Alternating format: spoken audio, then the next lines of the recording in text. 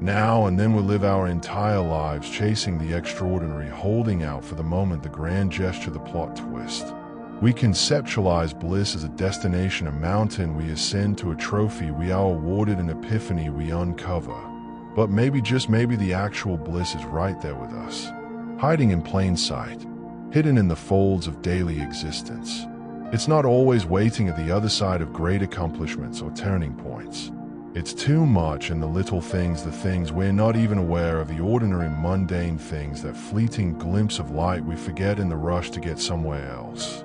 Take the smell of coffee in the morning, the warmth of the sun on your window, just so, a good belly laugh with someone you know, the gentle susurration of leaves when the wind stays them. These things aren't news. They won't be remembered by history, but they can bring us down to earth, remind us we're alive, and hold us in the now. And that being utterly in the now is where real joy is. We're in a world where hustle, productivity, and big thinking are the celebration. And ambition is not a bad thing. But when we only measure happiness in terms of accomplishment, we begin to lose sight of what we already have. We begin to live in ongoing expectation, always reaching forward, barely ever pausing to notice where we are. Stoic philosophers like Seneca and Marcus Aurelius taught us repeatedly life is not waiting for some distant future. It's the art of living in the present, of the understanding that each day, each breath is a present, and in the present a myriad tiny miracles. The point is, the little things don't holler. They don't scream for our attention like responsibilities, deadlines, and notifications. They are whispers, and to hear them we have to take it slow. We have to switch off the din of comparison, of fear, of rush. Only then can we begin to see the wonder that is right in front of us. The simple meal prepared with love, the sound of rain on a roof, a stranger's random act of kindness. These things don't make life bearable. They make it beautiful. Joy, when you approach it up close, isn't a privilege. It's a discipline. It's an exercise in choosing to behold the wonder of the mundane, to approach the everyday with curiosity instead of indifference, to acknowledge that playfulness and gravitas are not enemies yet friends. Just as we need purpose, we also need lightness. There is wisdom in laughter. There is power in stillness. There is depth in simplicity. The philosopher Epictetus once said, wealth consists not in having great possessions, but in having few wants. What if happiness is like that too? What if it's not a matter of getting more in our lives, but wanting less and observing more?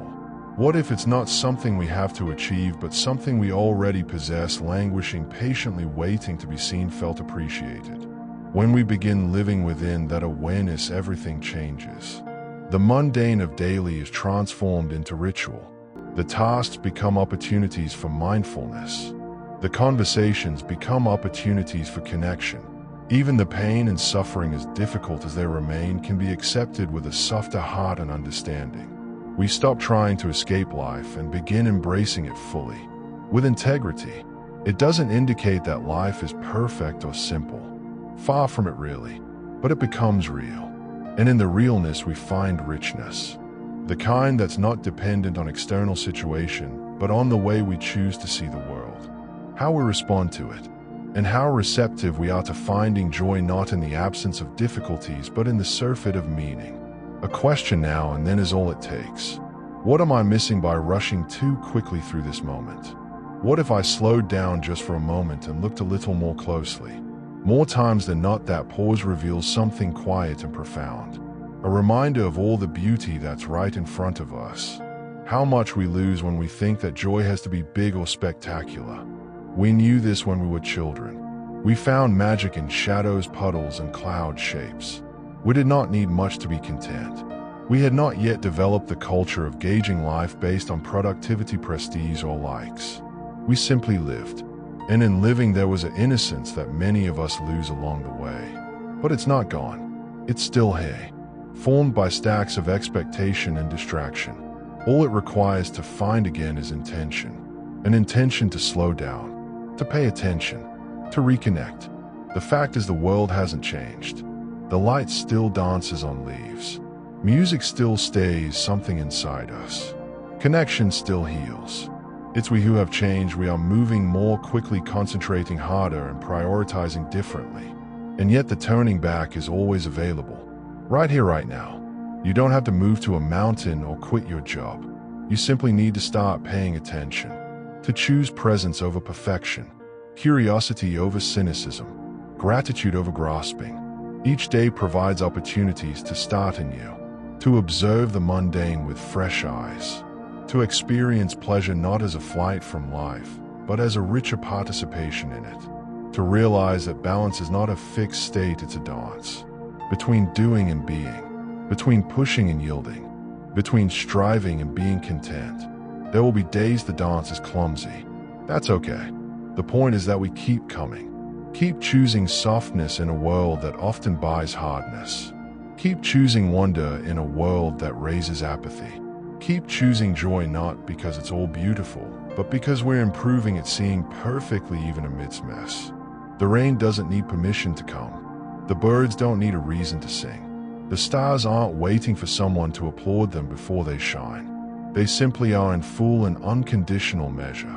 What if we gave ourselves the same permission? To just be. To find happiness not in who we think we should be, but in who we already are.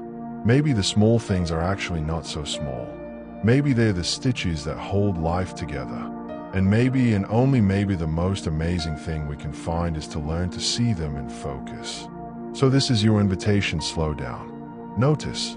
Feel. Laugh a little harder. Wait a little longer. Let yourself be present where you are. And if something beautiful stays within you even for a moment, let it. Don't push it away. Don't wait for a better time. Let it soak in. Let it change you. And if you'd like to share, I'd love to hear from you.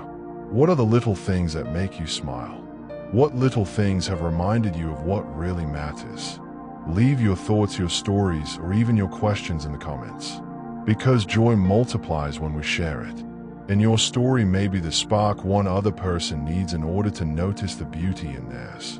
Thank you for being here. Continue to find happiness where you are.